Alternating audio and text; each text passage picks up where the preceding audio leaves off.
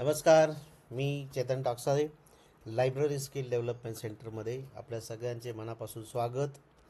आज आपण बघणार आहोत ई ग्रंथालया 4.0 हे एन आय सीने जे डेव्हलप केलेलं सॉफ्टवेअर आहे.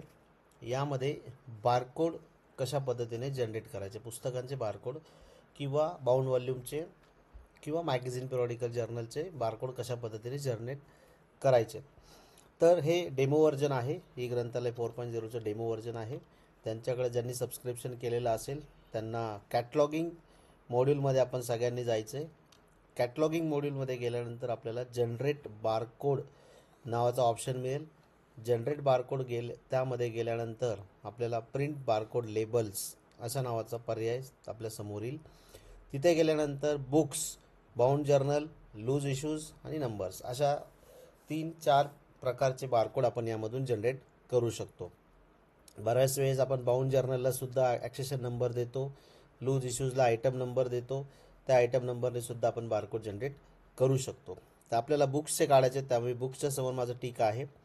त्यानंतर इथे खाली ऑप्शन आहेत ऑल ॲक्सेशन नंबर, म्हणजे सर्व जेवढे ह्या लायब्ररीमध्ये अवेलेबल पुस्तकं आहेत त्या सगळ्यांचे काढायचे का रँडम ॲक्सेशन नंबर, म्हणजे काही ठराविक नंबर 10 नंबर, 50 नंबर, 25 नंबर असे रँडमली काढायचे.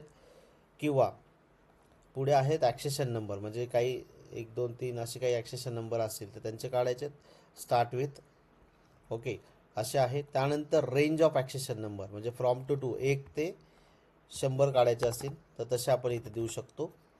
त्यानंतर पुढे आहे रेंज ऑफ ॲक्सेशन डेट, म्हणजे इथं आपण ॲक्सेशन डेट प्रमाणे सुद्धा काढू शकतो. त्यानंतर आहे त्या बारकोडवर आपल्याला लोकेशन हवं आहे, क्लास नंबर हवा आहे, ते आपण इथे सिलेक्शन करू शकतो. त्यानंतर आता आपल्याला मी ऑल करतोय, मला जेवढी पुस्तकं ह्या ग्रंथालयात आहे सर्व पुस्तकांचं काढायचं. मी ऑलवर केलं, बुक्सवर केलं आहे आणि इथे मी सर्च करणार आहे.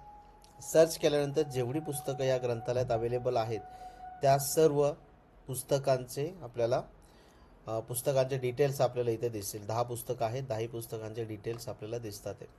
तर आता हे आल्यानंतर सर्च झाल्यानंतर आता आपल्यापुढे पर्याय की आपल्याला बारकोड कशातून काढायचे. बारकोड प्रिंटरमधनं काढायचे, लेझर प्रिंटरमधनं काढायचे का स्पाईन लेबल्स काढायचे. तर आता आपल्याला बारकोड प्रिंटर जर काढायचा असेल तर आपण इथे बारकोड प्रिंटर जो आपल्याकडे आहे तो इथे तुम्ही सिलेक्ट करू शकता, किंवा तुम्ही जर कॉन्फिगर करून घेतला असेल तो इथे सिलेक्ट करायचा आहे आणि जनरेट लेबल्स म्हणायचे. ओके, त्यानंतर जर आपल्याला नॉर्मल साधा जो प्रिंटर आहे ज्याच्यावर आपण A4 साईज प्रिंट घेतो त्या प्रिंटरवर जर आपल्याला काढायचं असेल तर लेझर प्रिंटर इथं सिलेक्शन करायचं आहे. ओके, लेझर प्रिंटर सिलेक्ट करायचं आहे आणि इथं लेझर प्रिंटरची जी काही साईज आहे ती आपल्याला नॉर्मली 12x4 म्हणजे 48 MPL ज्याला आपण म्हणतो, म्हणजे एका A4 पेपरवर 48 लेबल येतात. ती 12x4 साईज इथं सिलेक्ट करायची आहे. आणि टॉप मार्जिन, लेफ्ट मार्जिन आणि नंबर ऑफ कॉपीज. टॉपला किती मार्जिन ठेवायची 0, लेफ्टला 0 आणि कॉपीज किती काढायच्या त्या बारकोडच्या तर ते आपण इथे काढू शकतो.